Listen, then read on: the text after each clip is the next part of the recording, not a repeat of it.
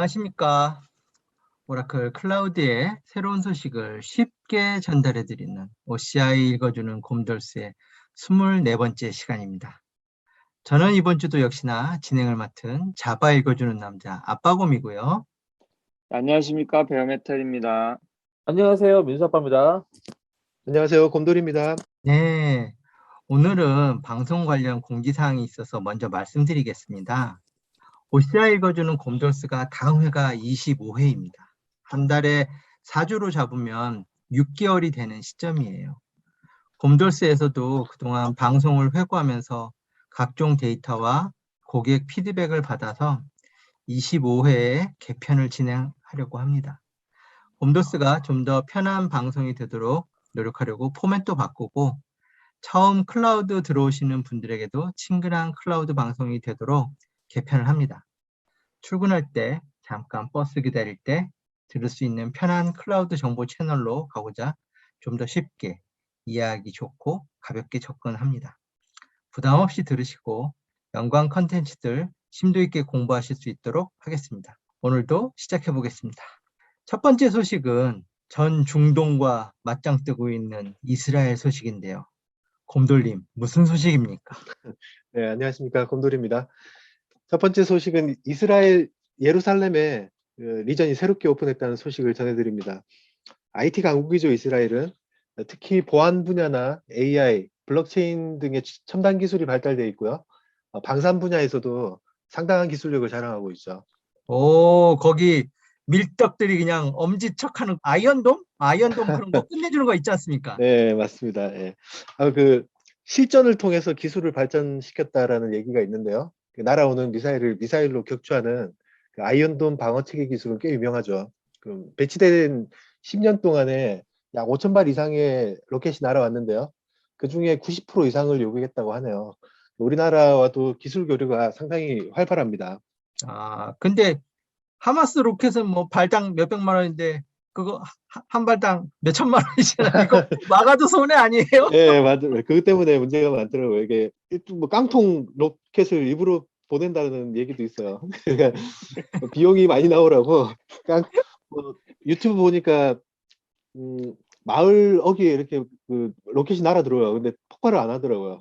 그런 것들을 보내가지고 이제 비용이 많이 나오게 이렇게 페이크로 공격을 한다고 하네요. 네. 참 고민이라고 합니다. 그런 쪽. 나온 김에 이스라엘도 좀 잠깐 설명 좀 해주세요. 예, 이번 기회로 이스라엘에 대해서 잠시 살펴보니까 이스라엘은 인구 900만 명이 살고 있고요. 면적은 우리나라의 한 5분의 1 수준인데요. 나라 자체가 크기가 작은 편이지만 상당히 기술 분야에서 첨단 기술이 상당히 발전되어 있습니다. 중공업보다는 첨단 기술이 이렇게 발전된 데는 이런 열악한 환경 때문이기도 할 거고요. 지금 세계 100대 IT 기업의 80%는 이스라엘에 R&D 센터를 두고 있고요. 스타트업으로 시작을 해서 유명 대기업에 높은 가격에 판매하는 경우가 상당히 많습니다. 오라클도 그런 기업을 인수한 경험이 있고요. IT 관련 솔루션 중에 정말 참신하고 획기적인 아이디어들이 알고 보니까 이스라엘 솔루션인 경우가 꽤 많았던 기억이 있습니다. 지도를 한번 살펴보면요. 자, 이스라엘 주변으로는 사우디아라비아의 제다 리전, 그리고 아랍에미레이트의 두바이 리전이 제일 가깝네요. 이슬람 국가와는 앙숙 관계라 그쪽 데이터 센터를 사용하는 게 현재 분위기로서는 그렇게 쉽지 않을 것 같아요. 아, 이 앙숙과 데이터 센터를 같이 쓴다는 게 말이 되겠어요? 어렵죠? 네. 지난 5월이었나요? 그 AWS GCP가 먼저 이스라엘 정부 클라우드에 약 1조 규모의 계약을 체결을 했습니다. 이어서 오라클과 애저가 이스라엘에 진출을 하는데요. 정부 클라우드가 꼭 아니어도 민간 클라우드에 상당한 수요가 있다라고 판단을 하고 있는 것 같습니다. 이로써 현재까지 31개의 상용 리전과 8개의 애저 상호 연결 리전이 운영되게 되었습니다. 아, 그리고 여러분들 잊지 마십시오. 지금 이스라엘도 오라클하고 애저가 같이 갔는데요. 애저하고 OCI가 상호 운영 연결이 되고 있으니까 그런 부분들, 뭐 운영되고 있는 리전들이 있고 없는 부분도 있지만 우선 같이 상호 운영이 된다는 사실도 잊지 말아 주십시오. 네. 다음 화면을 한번 볼까요? 네, 얼마 전에 뉴스 기사에도 공개가 됐는데요. 오라클은 2022년까지 14개의 데이터 센터를 추가로 건립할 계획을 발표를 했습니다. 지도에는 계획된 지역이 나타나 있네요. 이 중에는 이스라엘의 두 번째 리전까지 포함하고 있습니다. 사실 저는 예루살렘 리전보다는 싱가포르 리전이 더 빨리 오픈될 거라고 생각을 했었는데요. 동남아시아 이런 요구사항들이 상당히 많이 높아졌고요. 실제 진행 상황도 싱가포르이 더 빨랐기도 했고요. 현지 상황에 따라서 오픈 일정은 조금씩 밀리기도 하고 당겨지기도 하는데요. 이후에 오픈될 리전의 순서는 아마 이렇게 예상이 됩니다. 먼저 싱가포르와 아랍에미리트의 아부다비, 그리고 프랑스 마르세유가 곧 오픈할 것 같고요. 두 번째 그룹은 이탈리아의 밀라노, 스웨덴의 스톡홀름, 그리고 남아프리카 공화국의 요하네스버그가 이어서 오픈할 예정입니다. 여기까지가 올 연말까지 건립을 계획한 예정 지역이고요. 내년 초에 프랑스 파리, 스페인 마드리드, 그리고 멕시코 케레타로 리전이 이어서 건립될 예정입니다. 물론 뭐 어디까지나 예상이고요. 현지 사정에 따라서 약간은 달라질 여지가 있습니다. 예, 데이터 센터 느는 건 좋은데 요즘 데이터 센터 짓는 것도 이게 전기를 너무 많이 먹고 그래가지고 유해 시설이라는 오명이 있는데요. 이런 걸 오라클은 어떻게 극복할 예정인가요? 네, 네, 그림에 지금 아래쪽에 보시면 이제 나와 있는데 오라클은 2025년까지 100% 재생 가능 에너지로 데이터 센터를 운영할 계획을 가지고 있습니다. 기후 변화에 가장 적극적으로 대응하는 산업 분야가 IT라고 하는데요. 예전에 트럼프가 파리 기후 협약 협정을 탈퇴했을 때 미국 대부분의 대형 IT 기업들이 크게 반발하고 나섰죠. 신문에 전면 광고로 반대 의견을 싣기도 했다고 합니다. 주주들에게 알리는 신호 같은 거라고 생각이 되는데요. 기후 변화에 적극 대응하는 기업, 이게 바로 국제 신용평가사나 투자자들이 이 기업 경쟁력을 평가하는 중요한 지표가 되고 있기 때문이라고 생각이 되네요. 마지막으로 한 가지 재미있는 기사가 있어서 한번 캡처를 해봤습니다. 뭔데요? 자, 10월 14일자 기사인데요. 이번에 오픈한 이스라엘 데이터 센터가 지하 9층에 위치하고 있기 때문에 로켓이나 미사일 또는 자동차 폭탄 테러에도 견딜 수 있다는 그런 헤드라인 기사입니다. 가만히 생각해보니 그렇죠. 딴 데도 아니고 기사에 나온 바대로 하면은 최근에 6개월 동안 분쟁 기간 동안 가자 지구에 4,300발의 로켓이 발사됐다고 하는데요. 그런 지역에 건물 위로 중요 시설이 있으면 이 목표 지점이 될 수가 있겠죠. 이 센터는 전쟁 중에도 지하 시설 내에서 자가 발전을 통해서 계속 운영을 할 수 있다고 합니다. 그래서 궁금해졌습니다. 이 지역 특성상 이렇다면 AWS와 GCP는 과연 역시 공격을 견딜 수 있는 지하 시설의 데이터 센터를 운영하지 않을까 해서 찾아봤는데요. 어디에도 이 지하 시설이라는 내용은 찾지를 못했습니다. 어떤 기사에서는 기자가 드론을 띄워가지고 이 AWS의 데이터 센터 위치를 조사를 했는데요. 지하 시설이 아닌 이 지상 시설로 보인다라는 기고를 했는데 뭐 확실치는 않기 때문에 따로 첨부하지는 않았습니다. 이렇게 내년에는 오라클이 이스라엘의 두 번째 리전을 계획하고 있다고 하니까 DR 용도로도 안전성을 보다 더 확보할 수 있을 거라고 생각이 됩니다. 네, 감사합니다. 이스라엘에 리전 생기는 걸로 별 얘기를 다 해봤습니다. 근데 2025년까지 그 재생에너지로만 데이터 센터 돌린다는 얘기는 좀 신선하네요. 그 요즘 네. 기후변화 이슈가 큰데 오라클이 그래도 선제적으로 대응을 잘하고 있다는 생각이 들어요. 네.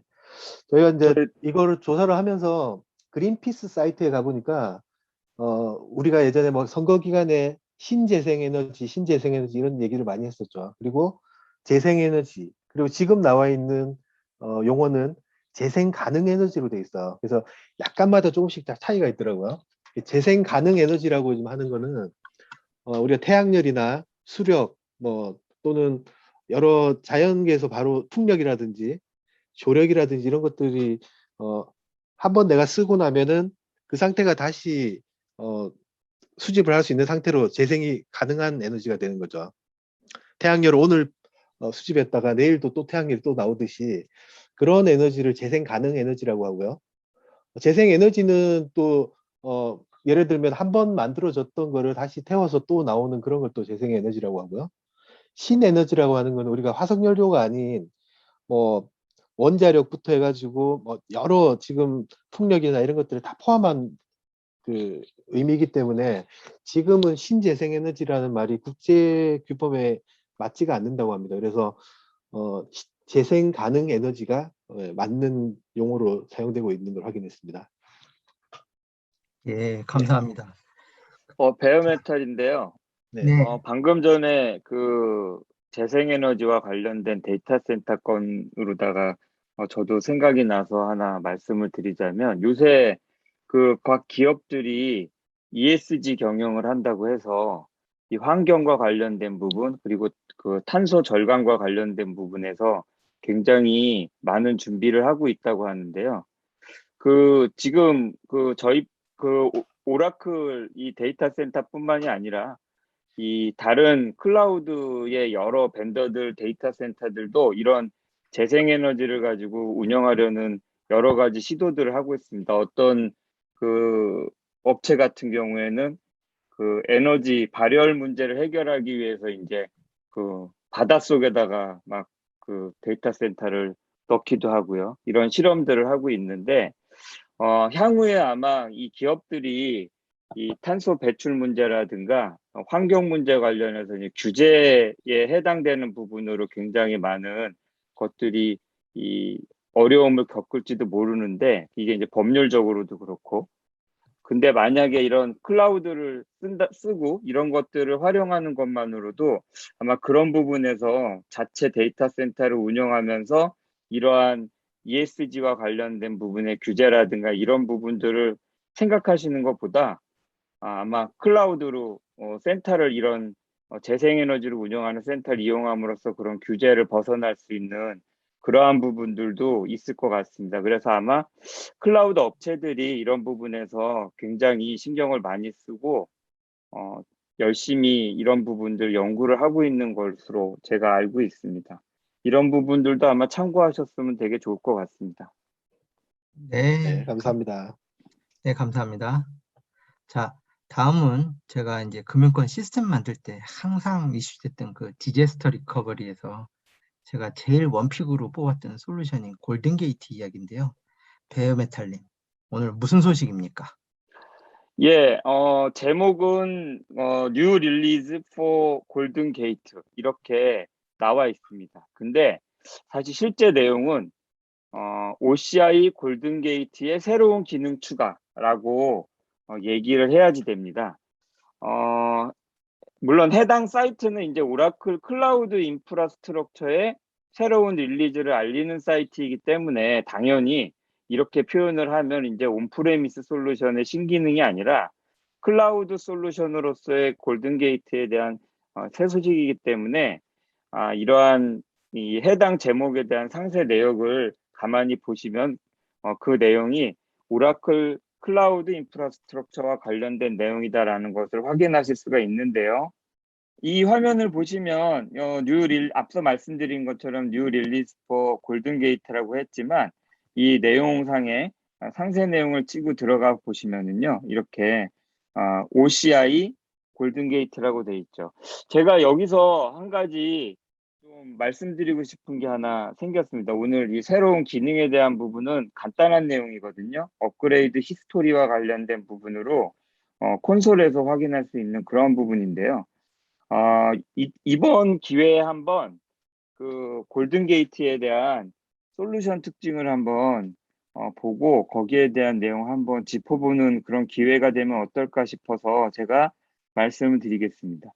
보면은 오라클 골든 게이트가 있고요. 또 어떤 화면을 보면 오라클 클라우드 인프라스트럭처 골든 게이트라는 게 있습니다. 물론 도큐먼트 사이트도 이렇게 나눠져 있고요.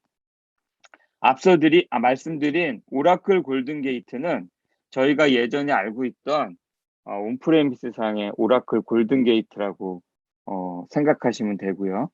그리고 이 오라클 클라우드에서 운영하는 매니지드 서비스, 우리가 흔히 이제 파스형이라고 얘기를 하는 매니지드 서비스형의 골든 게이트는 OCI 골든게이트라고 불립니다.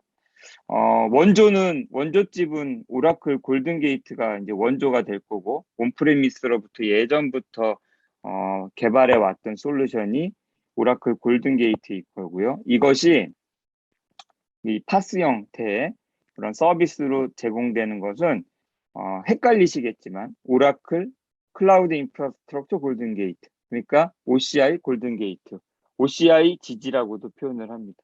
이렇게 두 개에 대한 구분을 꼭 해주셔서 이해를 해주셨으면 좋겠습니다. 오늘 나와 있는 내용은 바로 골든게이트의 새로운 릴리즈 소식이 아니라 앞서 말씀드린 것처럼 매니지드 서비스 형태의 그러한 골든게이트에서 새로운 이 기능들이 몇 가지가 추가되었다라는 그러한 내용으로 보시면 될 것 같습니다. 저희가 이러한 뉴 릴리즈 소식을 접할 때 잘 보셔야 되는 부분이 바로 이러한 부분인데요.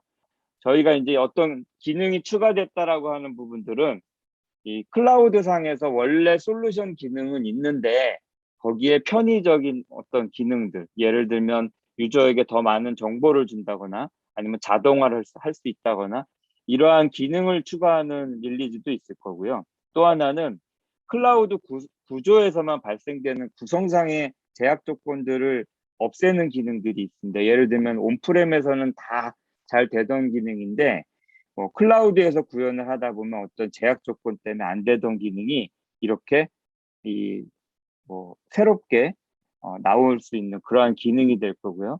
또 하나 마지막은 이 솔루션 자체, 앞서 말씀드린 것처럼 OGG라고 한다면 이 OGG의 버전이 아예 업그레이드 된다던가 해서 온프레미스와 동일하게 클라우드 상에서도 같이 기능이 업그레이드 되는, 버전이 업그레이드 되는, 그래서 이 세 가지 관점에서 요번에 바뀐 거는 과연 어떤 부분이 바뀌었는지를 고객분들이나 이 사용하시는 분들이나 아니면 관심 있어 하시는 개발자분들이 이 어떤 부분들이 이 바뀐 것인지를 한번 구분해 보시면 정확하게 이해가 되실 것입니다. 아마 예전에 MySQL 버전 같은 경우 릴리즈는 그거는 이제 MySQL의 버전 자체가 바뀐 것에 대한 내용이었잖아요. 그래서 이번 같은 경우는 이 클라우드 상에서의 어떤 기능 추가 항목이다. 이렇게 이해하시면 될 것 같습니다.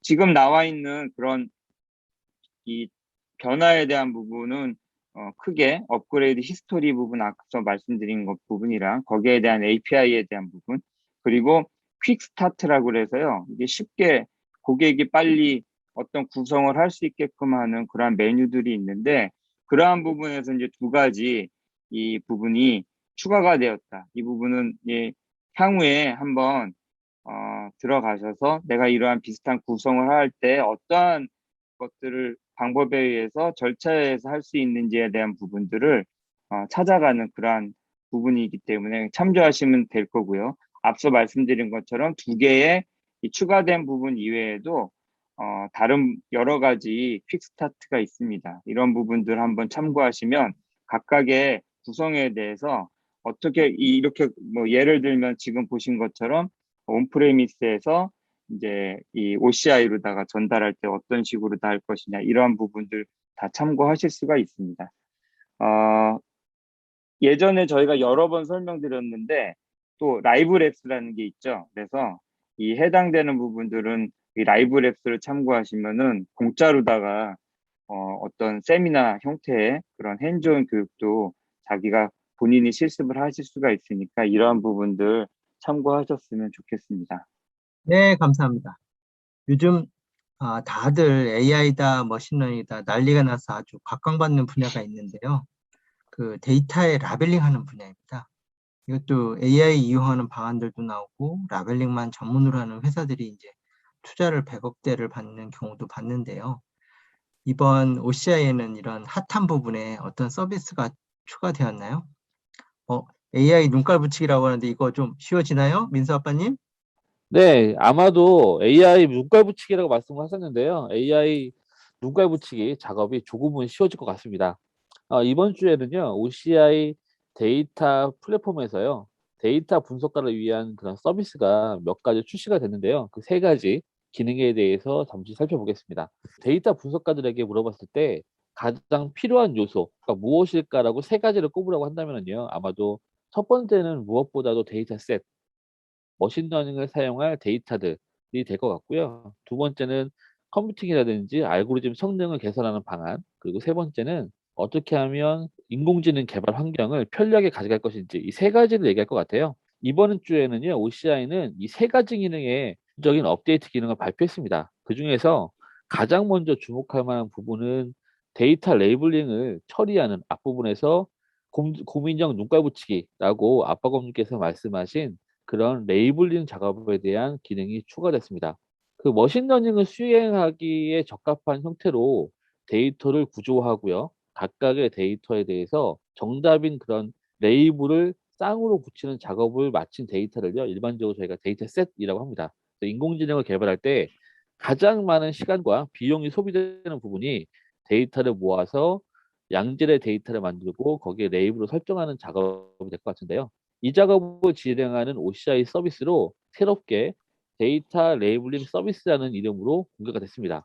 이번에 소개된 서비스에서는요, 이미지 데이터, 텍스트 데이터, 그리고 전형 데이터에 대해서 레이블을 설정하고요. 그리고 데이터 변환을 실행하는 그런 자동화된 서비스가 추가가 됐고요. 기존에 노동 직역적이고 그 시간 소모적이었던 데이터 레이블링 작업을요, 효과적으로 처리할 수 있는 그런 환경이 만들어졌습니다. 지금 보시는 화면은요, 그 데이터 중에서 이미지 데이터에 대한 레이블을 설정하는 그런 화면이고요. 이렇게 오브젝트 스토리지에 올라가 있는 데이터를 레이블로 설정하고 그리고 그런 것들을 관리하는 체계가 만들어졌고요.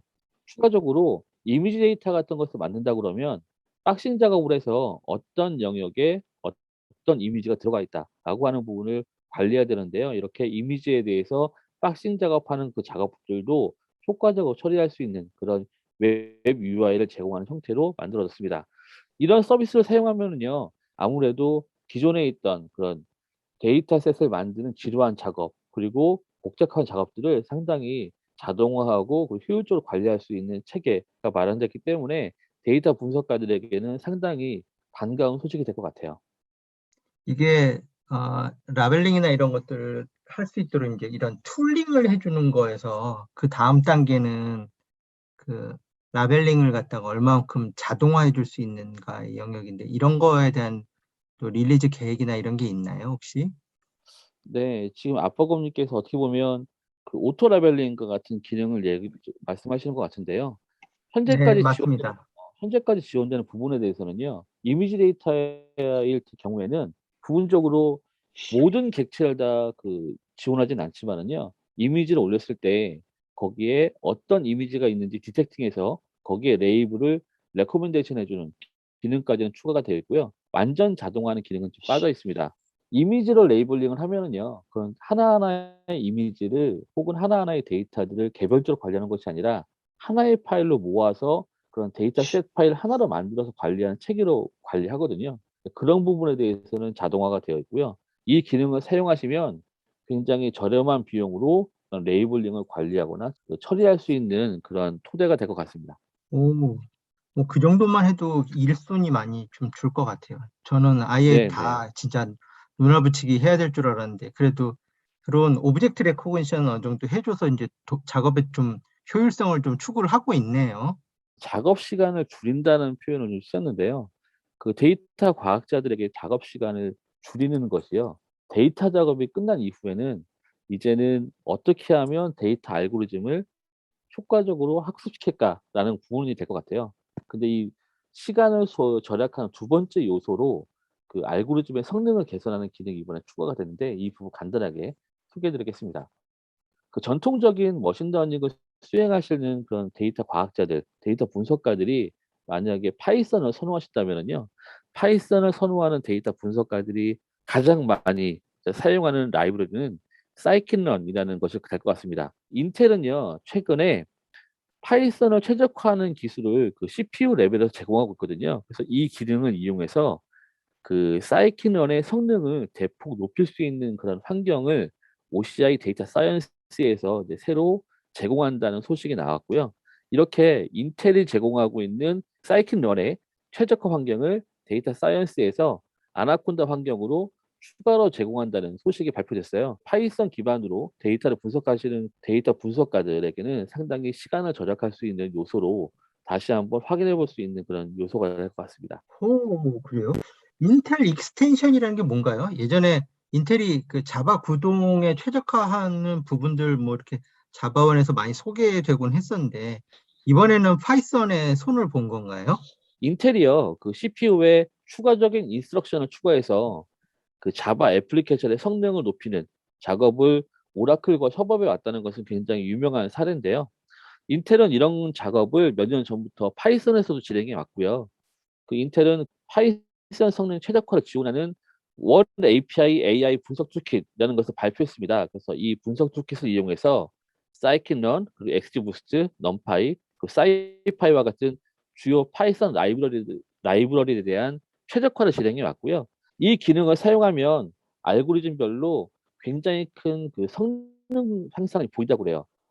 알고리즘에 따라서요, 이 익스텐션 기능을 사용하면 약 100배까지 이상의 성능 향상을 보인다고 하거든요. 그래서 데이터 분석가 입장에서는요, 서버 성능, 그 알고리즘의 성능 개선은요, 결과적으로 학습시키는 시간과 직결이 되고요. 이 시간은 결국 돈으로 직결되기 때문에 굉장히 중요한 요소가 될 것 같습니다. 그래서 이런 특징은 그 파이썬을 선호하는 데이터 과학자들에게는 정말 반가운 소식이 될 것 같습니다. 그럼 그 인텔이 지금 이 사이킷런을 갖다가 대체하는 새로운 패키지를 만들었다는 얘기인가요? 네, 그 새로운 패키지를 만든 것은 아니고요. 추가적인 익스텐션 코드를 추가시키면 내부적으로 동작하는 그 기계어가 변환돼서 그 최적화 코드로 변환된다는 그런 성격을 띠고 있습니다. 그래서 보시는 바와 같이요. 위에 있는 이미지는 사이킨런에서 K 이미지 알고리즘을 동작시키는 코드거든요. 근데 이것을 인텔 익스텐션을 사용해서 성능 개선을 보이겠다 한다면요. 코드가 돌아가는 상단에 새로운 패키지를 인풋하고요. 그리고 거기에서 패치 scikit-learn이라는 API를 호출하면 그 이후부터 최적화된 코드로 변환돼서 이제 실행이 됩니다. 그래서 기존의 코드를 완전하게 새로 작성할 필요도 없고 새로운 패키지를 사용하는 것이 아니라 추가적인 익스텐션 코드를 호출을 하면 내부적인 코드가 변환되는 방식으로 이루어지고 있고요. 그리고 이제 이런 것들을 반영해서 파이썬 그 분석 API들, 라이브러리들이 최근에는 이런 것을 별도 작업하지 않고도 진행될 수 있도록 이런 것들을 적용하고 있거든요. 그래서 향후에는 이런 코드가 필요 없겠지만 현재까지는 익스텐션 코드를 별도로 추가시켜주면 성능 향상이 이루어지는 것이고요. OCI 데이터 사이언스에도 사이킨런을 사용하실 때 이와 같은 익스텐션 코드를 추가시키면 성능 향상이 되는 개선된 최적화 코드로 변환돼서 실행된다라고 하는 기능이 이번에 적용된 내용입니다. 또 네네. 이번에 새로 그 파이썬 라이브러리 공개된 게 있죠? 마지막으로 소개할 그 부분은요. 분석 툴에 대한 편의성을 높이는 새로운 파이썬 라이브러리가 공개됐다는 소식이고요. 그 OCI에서 머신러닝 대상이 되는 대부분의 데이터들은요, OCI 오브젝트 스토리지에 저장이 될 겁니다. 근데 이번에 OCI 오브젝트 스토리지의 데이터를요, 직접 관리하는 좀 더 편의성이 개선된 파이썬 라이브러리가 OCI FS라는 이름으로 공개가 됐고요. 이 OCI FS를 이용하면 오브젝트 스토리지에 대한 오브젝트 스토리지에 저장된 파일을 좀 더 효과적이고 편리하게 사용할 수 있게 될 것 같습니다. 이게 처음 나온 건가요? 사실 그 기존에도요, OCI 파이썬 SDK란 이름으로 OCI 파이썬 패키지가 있었고요. 이 패키지를 이용해서 OCI의 오브젝트 스토리지에 있는 데이터를 조회하거나 복사해 오거나 읽어드리는 그런 기능을 제공했습니다. 그런데 이것이 약간 로레벨의 API였고요. 사용자 입장에서는 사용하기가 상당히 복잡했어요. 그래서 이 부분에 대해서 사용성에 대한 편리성을 높이는 그런 것이 OCI FS라는 이름으로 새로 만들어진 것이고요. 현재 그 파이썬으로 데이터를 분석하시는 분들이 가장 많이 사용하는 라이브러리는 아마도 판다스라는 라이브러리가 될 것 같아요. 근데 현재 판다스에는요, OCI FS가 통합이 되어 있거든요. 그래서 이제는 판다스에서 그 OCI 오브젝트 스토리지에 있는 파일을 로딩을 할 때요, 별도의 복사 작업 필요 없이 바로 스토리지에 있는 파일을 직접 로딩하는 그런 기능들이 추가가 됐습니다. 그 PIP로 그 OCI FS를 설치하면 이와 같은 기능을 바로 쓸 수 있습니다. 파이썬 데이터 라이브러리에 OCI FS가 참조해서 OCI 오브젝트 스토리지의 통합성을 키우는 분야에서 이 OCI FS가 앞으로 적극적으로 사용될 것 같습니다. 이게 어디에서 활용이 될까요? OCI FS를 사용하면 텐서플로우라든지 파이토치라든지 파이스파과 같은 부분에서 데이터를 로딩하는 그런 코드가 굉장히 간결해질 것으로 예상이 되고요. 향후에 이런 기술과 통합성이 좀 대폭 향상될 거라는 소식이 들리고 있습니다. 이게 OCI 내 오브젝트 스토리지를 활용을 하고 이러는 데 있어서도 굉장히 많은 발전이 될 것 같아요. 프로그램 코드라든지 이런 거에 있어서도 좀 기존의 다른 오브젝트 스토리지 쓰는 방법하고 유사해지면서 편해진 것 같거든요. 자, 오늘은 발표하시는 그 스피커분들과 좀 많은 대화를 나누면서 진행을 해봤습니다. 준비한 소식은 이것으로 모두 마치겠고요. 다음 회는 25회 기념으로 좀 더 이쁜 디자인과 그 잡담이 많은 그런 방송으로 한번 찾아오겠습니다. 아울러 구독자 400명 돌파 정말 감사합니다. 500명 돌파 때는 이벤트 꼭 하도록 하겠습니다. 구독자 여러분, 다시 한번 감사드립니다. 오늘 저희 설명을 듣고 궁금하시다고 생각되는 질문은 꼭 댓글로 남겨주시고요. 이상으로 OCI 읽어주는 곰돌수 24번째 시간을 마치도록 하겠습니다. OCI 읽어주는 곰돌수가 유익하다고 느껴지신다면 구독, 좋아요, 알림 설정 부탁드리겠습니다. 지금까지 OCI 읽어주는 곰돌수의 아빠곰 베어메탈 민수 아빠, 곰돌이었습니다. 네, 수고하셨습니다. 다음 주에 네, 뵙겠습니다. 수고하셨습니다. 네, 네. 수고하셨습니다.